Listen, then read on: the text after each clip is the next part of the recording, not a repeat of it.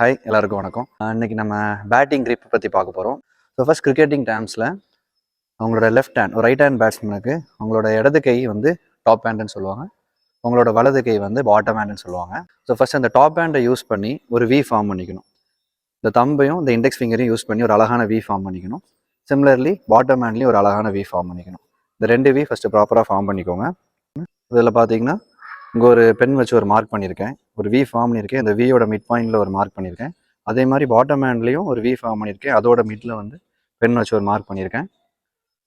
பேட்லேயும் பார்த்தீங்கன்னா பேட்டோட சென்டரை மார்க் பண்ணியிருக்கேன், just outside the splice, சென்டருக்கு கொஞ்சம் வெளியில் அதையும் மார்க் பண்ணியிருக்கேன். இப்போது நம்ம பேட் இப்படி ஹோல்ட் பண்ணிவிட்டு டாப் ஹேண்ட் வி கரெக்டாக இந்த மார்க் பண்ணியிருக்கிறதுக்கு நேராக, இது சென்டர் இல்லை ஸ்ப்ளைஸ்ன்னு ஞாபகம் வச்சுக்கோங்க. சென்டருக்கு just outside the splice, ஓகேங்களா? Just outside, outer edge போகிற வழி. இந்த பக்கம் நமக்கு வேலையே இல்லை, வெளி பக்கம் தான். அதே மாதிரி பாட்டம் ஹேண்ட் அதே மாதிரி. ஸோ இப்போ பார்த்தீங்கன்னா இந்த மார்க்கிங் என்னோட டாப் ஹேண்ட் பாட்டம் ஹேண்ட் வியோட மார்க்கிங். இந்த ரெண்டு வியும் top hand V and bottom hand V ரெண்டு வியும் ஒரே நேர்கோட்டில் ஒரே லைனில் இருக்கணும், அவ்வளோதான் கிரிப், ஓகேங்களா?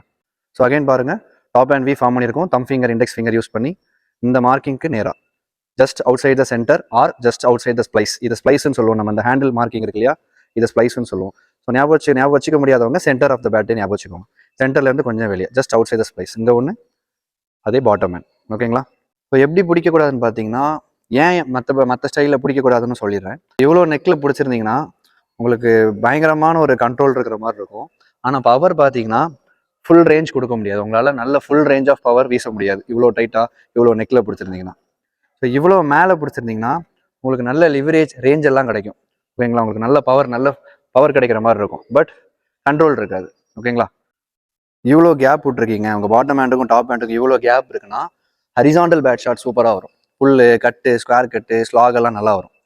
ஆனால் வெர்டிக்கல் பேட் ஆடும்போது கண்டிப்பாக நிறைய அபிஷா போகும், ஏரில் நிறைய மேலேயே போகும், ஓகேங்களா? ஸோ எங்கே தான் பிடிக்கணும்னு கேட்டிங்கன்னா, இந்த நெக்கில் இருந்து கொஞ்சம் மேலே, ரெண்டும் கிட்டக்க, ரெண்டு கைக்கும் நடுவில் ஒரு சின்ன கேப். எப்படின்னா எப்படி கண்டுபிடிப்பீங்கன்னா, உங்கள் க்ளவுஸ் போட்டிங்கன்னா ரெண்டு க்ளவுஸும் லைட்டாக ஒராசுற மாதிரி இருந்தால் அது பெட்டர் கிரிப். உங்களுக்கு ஒரு க்ளூ மாதிரி கொடுக்கணும், நீங்கள் கரெக்டாக தான் பிடிச்சிருக்கீங்க அப்படின்னு ஒரு க்ளூ உங்களுக்கு தெரியணும்னா, உங்கள் பாட்டம் ஹேண்டை கரெக்டாக இப்படி வச்சுட்டு உங்கள் ஹேண்டில் இப்படி புஷ் பண்ணி பார்த்தீங்கன்னா இது வந்து உங்கள் மிட் ஆஃப் ஃபோர் ஆர்மை கிஸ் பண்ணணும். இந்த ஹேண்டில் வந்து உங்கள் ஃபோர் ஆர்மோட மிட்டில் கிஸ் ஆகும். இப்படி இருந்தீங்கன்னா உங்கள் பாட்டம் ஹேண்ட் நல்லா கரெக்டாக ஃப்ரீயாக வரும், எந்த ரெஸ்ட்ரிக்ஷனும் இல்லாமல் வெர்டிக்கல் பேட்டுக்கு சூப்பராக வரும். கண்டிப்பாக அந்த கிரிப் வந்து ஒரு கேம் சேஞ்சிங்காக இருக்கும் உங்களுக்கு. தேங்க்யூ.